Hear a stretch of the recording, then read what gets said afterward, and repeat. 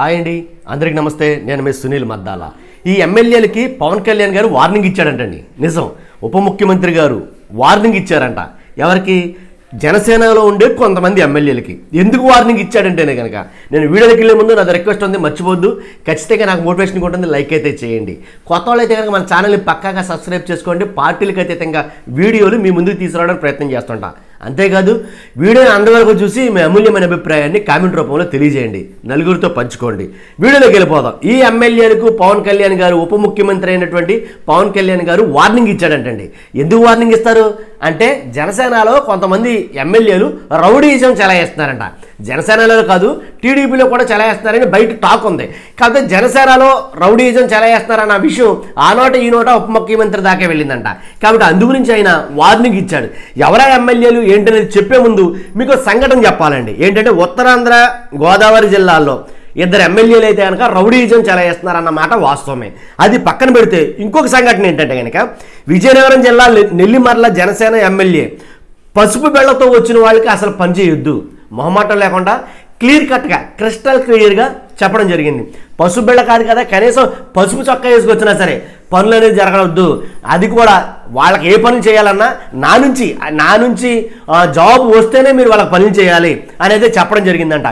ఎందుకో తెలియదు కానీ యాతా వాత మొత్తానికి ఎలాగైతేనండి, ఎవరైతే మాధవి గారు ఉన్నారో, ఎమ్మెల్యే మాధవి గారు, నెల్లిమర్ల మాధవి గారు ఎవరైతే ఉన్నారో ఆ ఎమ్మెల్యే గారు ఏం చేశారంటే కనుక, పంచాయతీకి వచ్చి ఇద్దరు జనసేన నాయకులు చొప్పున, ఒక్కో పంచాయతీకి ఇద్దరు జనసేన నాయకులు చొప్పున మొత్తం అన్ని పంచాయతీలకి, ఆవిడ నియోజకవర్గం, ఆవిడ అండర్లో ఉన్నటువంటి అన్ని నియోజకవర్గాల్లో అన్ని పంచాయతీలకి ఏం చేశారంటే, ఇద్దరు నాయకులు చొప్పున ఒక లిస్ట్ అయితే కనుక ప్రింటెడ్ తీసి ఒక లిస్ట్ అయితే కనుక ప్రతి పంచాయతీకి పంపించడం జరిగింది.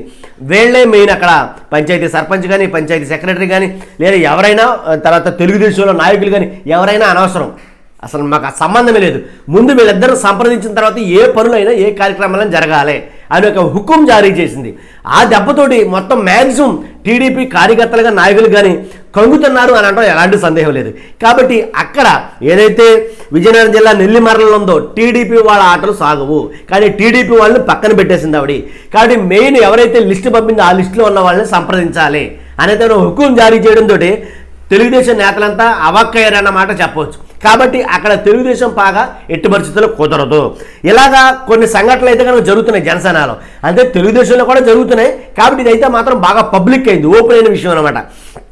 కాబట్టి రౌడీజాన్ని నమ్మకండి అని పవన్ కళ్యాణ్ గారు హితవు పలుకుతూ, రౌడీజాన్ని నమ్మకండి, వైసీపీ లాంటి గోండాలు ఉండే పార్టీని ఎదిరించి నిలబడ్డవాడిని, కాబట్టి గోండాలు నాకు కొత్త ఏమి కాదు, కాబట్టి గోండాయిజం చలాయించాలన్నా రౌడీజం చలాయించాలన్నా నా దగ్గర కుదరదు అనేది ఆయన హెచ్చరిక జారీ చేశాడంట. కాబట్టి ఏదేమైనా పార్టీకి విఘాతం కలిగిస్తుందంటే నేను వాళ్ళని తీసుకెళ్ళి అవతల పడేస్తాను. అవసరమైతే పార్టీ ఎమ్మెల్యే అయినా సరే వదిలించుకోవడానికి ఎట్టి పరిస్థితుల్లో అవకాశం ఆయన నోటంట ఆయనే ప్రెస్ మీట్లో మాట్లాడనమాట. కాబట్టి ఇంతకీ ఎవరా ఎమ్మెల్యేలు అంటే కనుక 4-5 ఉన్నారు. మెయిన్ ఉత్తరాంధ్ర గోదావరి జిల్లాలో ఇద్దరు ఎమ్మెల్యేల గురించి అయితే చెప్పడం జరిగింది. పేర్లు చెప్పాల, పేర్లు చెప్తే ఎక్కడ వాళ్ళు బయట బద్నాం అవుతారని ఏంటో తెలియదు. మొత్తానికి పేర్లు అయితే చెప్పలేదు. కానీ పవన్ కళ్యాణ్ గారి దృష్టికి వెళ్ళింది ఇద్దరు ముగ్గురే, కానీ చాలామంది అయితే ఉన్నారని బయట మాట్లాడుకున్న విషయం. కానీ తెలుగుదేశంలో అయితే కనుక చెప్పుకొని అవసరం లేదని చాలామంది మాట్లాడుతున్నారు. ఏంటి మీ అభిప్రాయం దీనిపైన? రౌడీయిజం అనేది ఉందా అసలు? పవన్ కళ్యాణ్ గారు అన్నట్టు జనసేనలో కానీ టీడీపీలో కానీ రౌడీయిజం అనేది ఉందా? మీ కళ్ళకు కనబడితే కనుక ఖచ్చితంగా కామెంట్ రూపంలో తెలియజేయండి. నిక్కర్సుగా, నిస్సిగ్గుగా, ఎలాంటి డౌట్ లేకుండా, జంకు బొంకు లేకుండా తెలియజేయండి. రాష్ట్రంలో జరుగుతున్న అరాచక పాలన వాస్తవమా కాదా? ఇదే నేను మిమ్మల్ని అడిగే ప్రశ్న. చూస్తున్నా మీరు అందరూ కూడా మర్చిపోద్దు, లైక్ చేయండి, నాకు మోటివేషన్గా ఉంటుంది. కొత్త వాళ్ళైతే కనుక పక్కాగా సబ్స్క్రైబ్ చేయండి. Thank you very much.